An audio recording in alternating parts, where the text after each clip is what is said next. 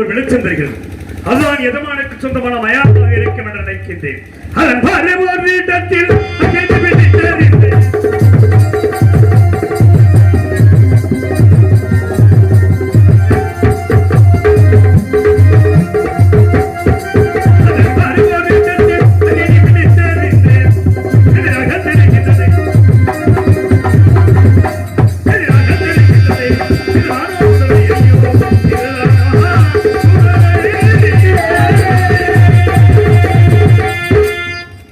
இந்த நிலத்தில் கொண்டு வந்து நினைத்திருக்கிறாய். ஏன் எனக்கு இந்த நிலை இறைவா? ஏன் எனக்கு இந்த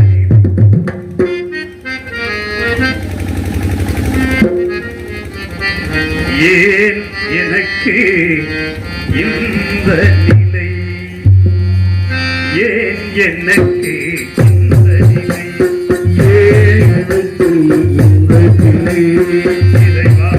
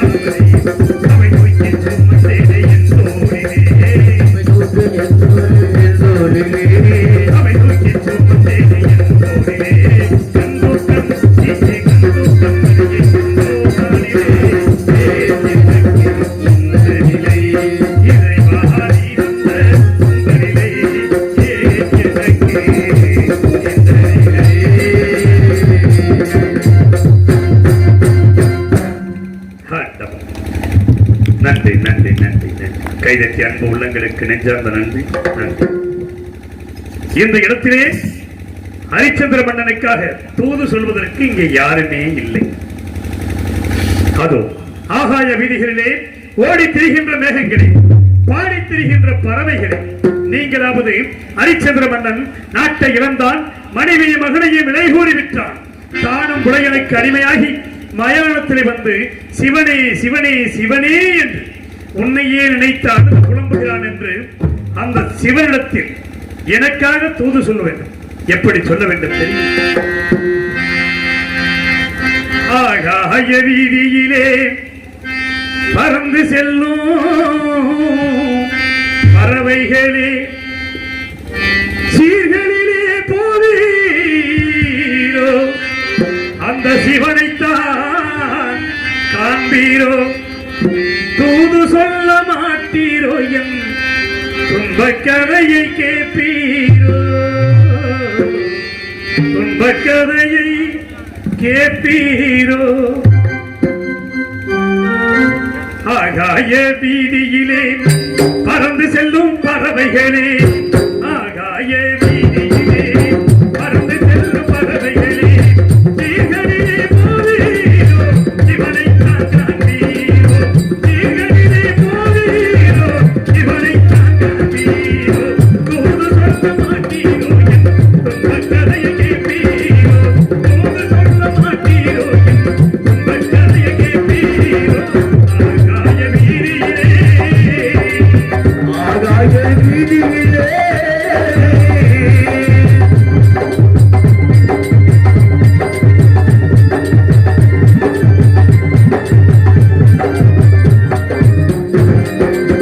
தாய்நரிகள் பேய்க்கழுகு நாற்புறமும் சூழ்ந்திருக்க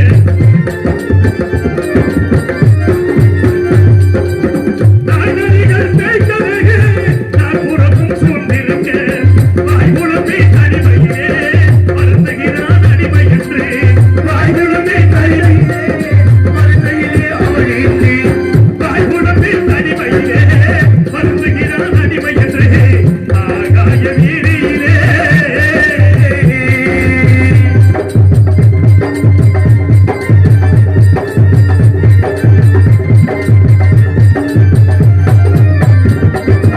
பெண்ணை விட்டான் பிள்ளை விட்டான் உடையனிடம் தன்னை விட்டான் பெண்ணை விட்டான் பிள்ளை விட்டான் உடையனிடம் தன்னை விட்டான் பெருமானே உன்னையன்றி ஒரு துணையும் இல்லை என்றான் பெருமானே உன்னையன்றி ஒரு துணையும் இல்லை என்றான் ஆகாய வீதியிலே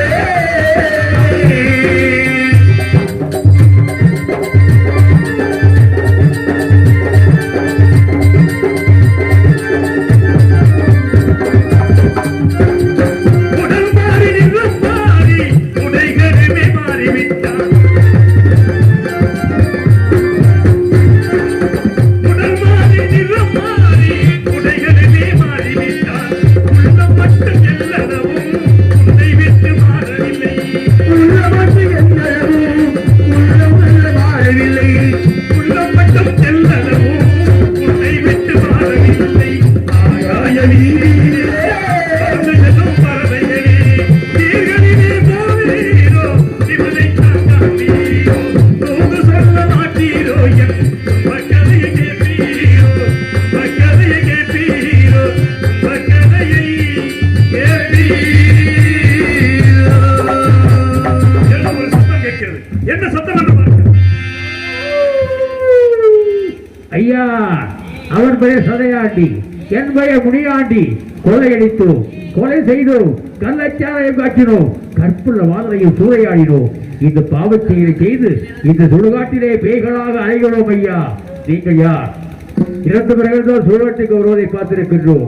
உயிரோடு வந்து நின்று அழுது போக்கு கொண்டிருக்கின்றீர்களே, உங்கள் வாழ்க்கை என்ன, வரலாறு என்ன, எங்கு பிறந்தீர்கள், ஏன் இப்படி அழுதுகின்றீர்கள், எங்களுக்கு தெரிய வேண்டும். ஐயா, என் கதையை கேட்க வேண்டுமா? என் கதையை கேட்க வேண்டும் என்றால் மரத்தின் கிளைகளில் இலைகளோடு இலைகளாக மறைந்திருந்து என்ற கதையை சொல்லுகிறேன், கவனமாக கேளுங்கள். அப்படியே செய்கின்றோம். ஐயா,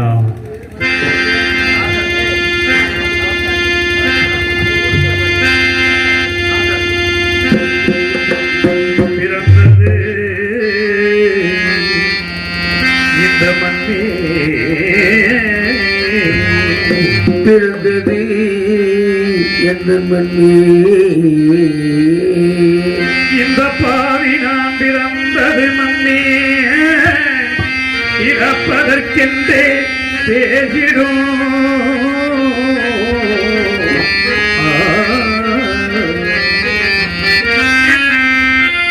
துறந்தனன் சுகமும் துக்கத்துக்கு ஈடான சொல்லும் கண்டே, கரந்தனை கூப்பி இச்சுடலையை காக்க கனிவு கொண்டே வரந்து இறைவா எனக்கு நீ வரம் தந்து உன்னடிக்கு கீழாக நிறுத்தியனை வாழ்விப்பாயே இறைவா என்னை வாழ்விப்பாய். யார் போய் சொல்லுவார்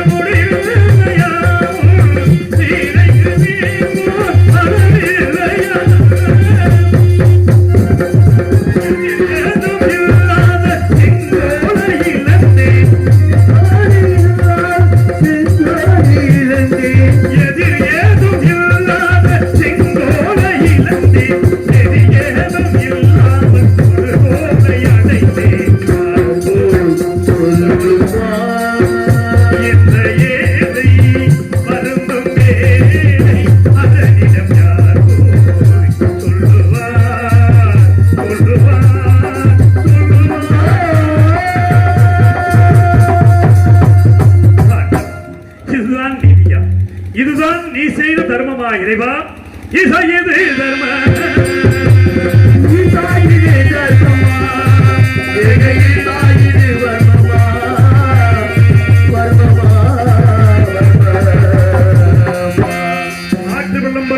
பேசி உள்ள மோலியோடு சந்தர புகழரை சந்திர பெயர் வல்லல் வல்லுரை அயல் மன்னர் மன்னரே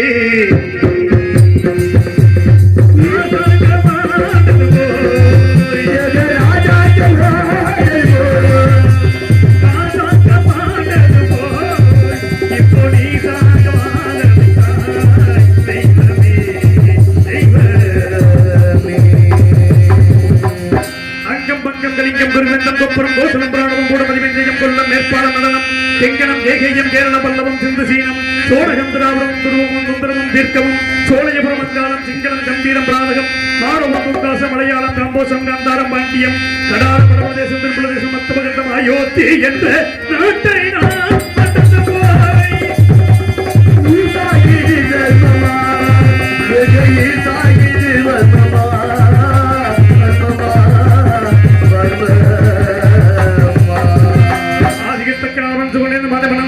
சுகரணியானவர்களுக்கு மகப்பிரவாத காலத்தால் கவரிபுரம் அனுசித்து 27 பெண்களை பெற்றெடுத்தார்.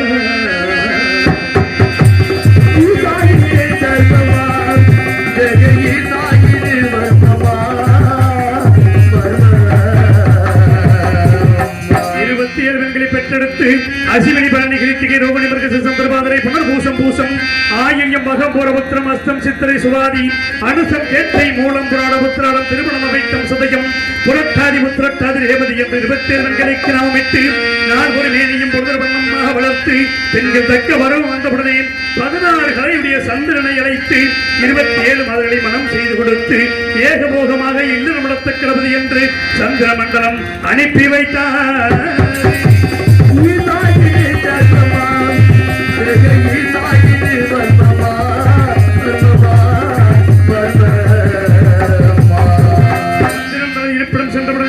அழகிலே சிறந்த ரோகிணியோடு மாத்திரம் மின்பட்டு வாழ்ந்ததனால் மற்ற 26 மாதர்களும் மனம் மறந்து தந்தையாகிய தக்க இடத்தில் வந்த பிறகு தக்கனவன் பார்த்தான். சந்திரா, என்னுடைய வார்த்தையை மீறிருந்த காரணத்தினால் இப்பொழுதே வந்த பூரா கலைகளும் ஈனமாக போகட்டும் என்று சாபமிட்டாரே.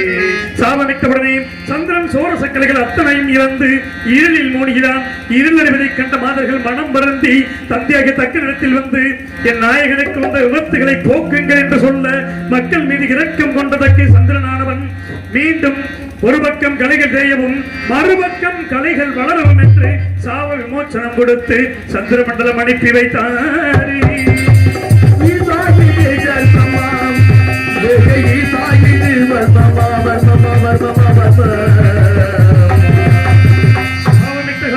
பூலோகத்தில் 12 ஆண்டுகள் மழையில்லாமல் வெப்பம் அதிகரித்து சந்திர மண்டலத்தை அளாவ சந்திரன் சகிக்காது எங்கும் நீராட ஜலம் இல்லாதால் தன் பத்தினிமார்கள் 26 பேர்களும் இணைத்து பூலோகம் வந்தார். பூலோகத்தில் கௌதம ரிஷிகள் நீராடக்கூடிய திருக்குளத்தில் ஜலம் நிறைந்திருப்பதை பார்த்து தானன் மாதர்களும் நீராடி சந்திர மண்டலம் சென்றார்.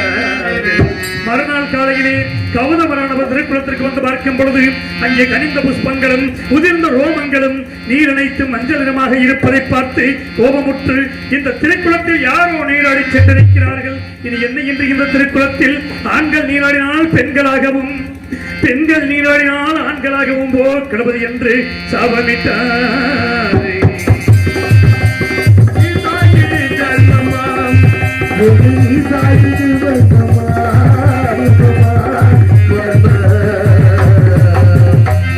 சாபத்தை அறியாத சந்திரன் மறுநாள் காலகிரத்தில் பத்தினிமார்கள் 27 பேர்கள் அழைத்து வந்து அந்த குளத்தின் கரையில் நிறுத்திவிட்டு முதலில் தான் மட்டும் இறங்கி நீராடி மூழ்கி எழுந்தான். மூழ்கி எழுந்த சந்திரன் அழகிய பெண்ணுருவாக மாறி கரைக்கு வர பெண்கள் கண்டு மனம் மறந்து ஸ்ரீமன் நாராயணன் நோக்கி தவம் செய்ய தவத்திற்கிற மகாவிஷ்ணுவானவர் அங்கு வந்து பெண்ணுருவா என்ற சந்திரனை பார்த்து அவரிடத்தில் கொஞ்சி பேசி மறைமுகமான சோலைவனத்தில் அழைத்து போய் கூடிய பலனாக மகாபாதகனாகிய நான் பிறந்தேன்.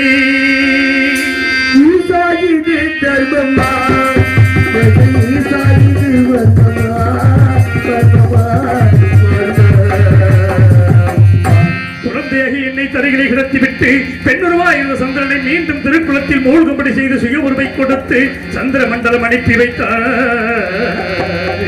அந்த வனத்திலே வசிக்கின்ற கௌதமரை அழைத்து குழந்தையாகி என்னை கொடுத்து இவன் மகா சத்தியவந்தன் சந்தாரமின்றி பிரதாரம் சிக்க மாட்டான், மெய்யன்றி பொய் சொல்ல மாட்டான், 56 தேசத்தையும் ஆளுகின்ற சக்கரவர்த்தியாக வருவான், திருச்செங்கராசன் வேட்டைக்கு வருவான், அவனிடத்தில் இவனை கொடு என்று உத்தரவு செய்து இவன் அறியாய எனக்கும் சந்திரனுக்கும் பிறந்தபடியினால் இவனுக்கு ஹரிச்சந்திரன் என்று பெயரிட்டு அழைக்கும்படி சொல்லி சென்றையும் நான் இழந்தேன்.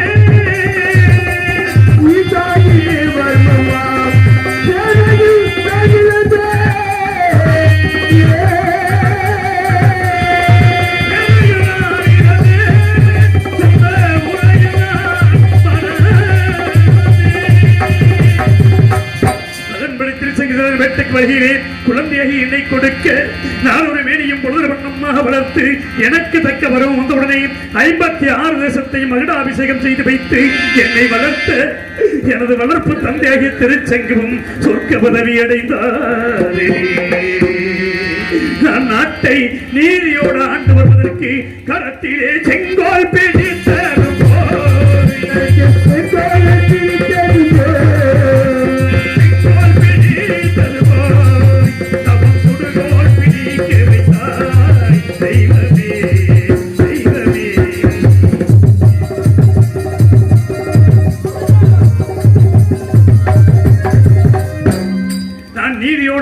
ஆண்டு வருகையிலே இரண்டு யாத்திரைவாசிகள் வந்தார்கள்.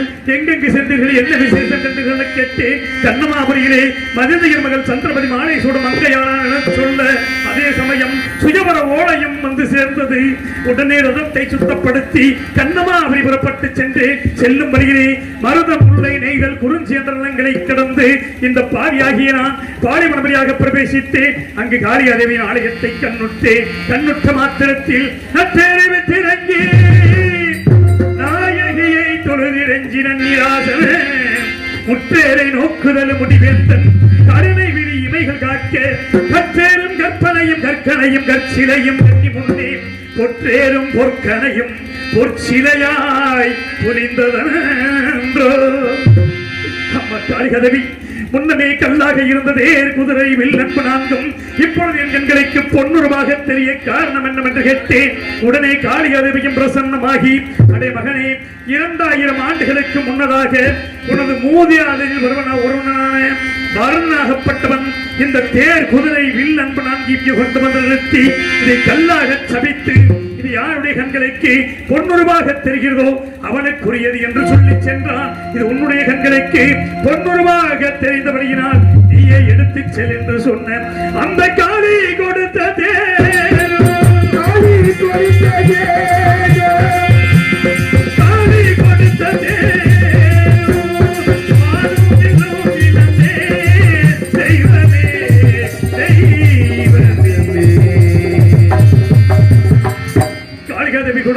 ஏறி கண்ணமாவரி புறப்பட்டு சென்று சுயவர மண்டபத்தை அடைந்து எனக்குரிய ஆசனத்தில் அமர்ந்திருந்து சந்திரமதியானவள் இரு கரத்தில் மாலை ஏந்தி என் முன் நோக்கி வர அவள் கழுத்தில் மாங்கல்யம் பரீர் பரீர்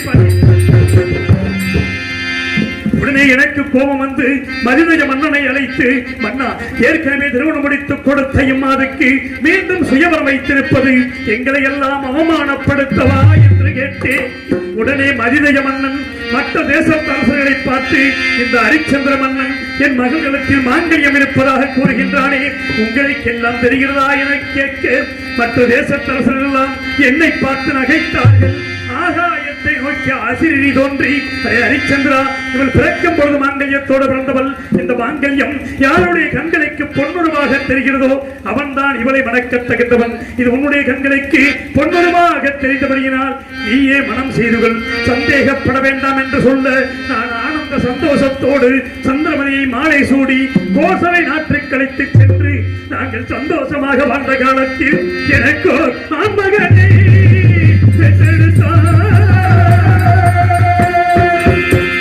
ஆண்மகன் பிறந்து விட்டான மகிழ்ச்சியில் 7 நாட்கள் களஞ்சியத்தை திறந்து வைத்து அள்ளி செல்லுங்கள் செல்லுங்கள் என்று சொல்லி மேலும் வேதபராயணங்கள் போதி நான் பெற்ற மகனுக்கு ரோகிதாசன் தேவதாசன் என்று பெயரிட்டு அழைத்த புத்திரனை மறந்தேனே, புத்திரனை மறந்தேனே, புத்திரனை மறந்தேன் என்ற பத்தினியை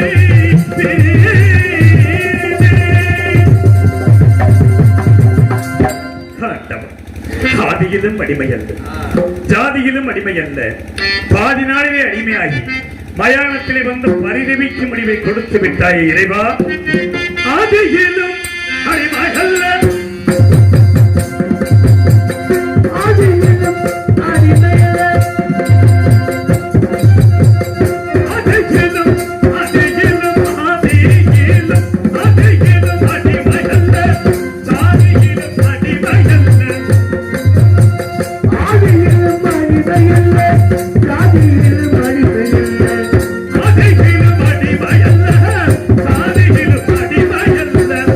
ஆதியில் அடிமையாகி நான் என்ன செய்வேன், ஆதியில் அடிமையாகி நான் என்ன செய்வேன், ஆதியில் அடிமையாகி நான் என்ன செய்வேன், ஆதியில் அடிமையாகி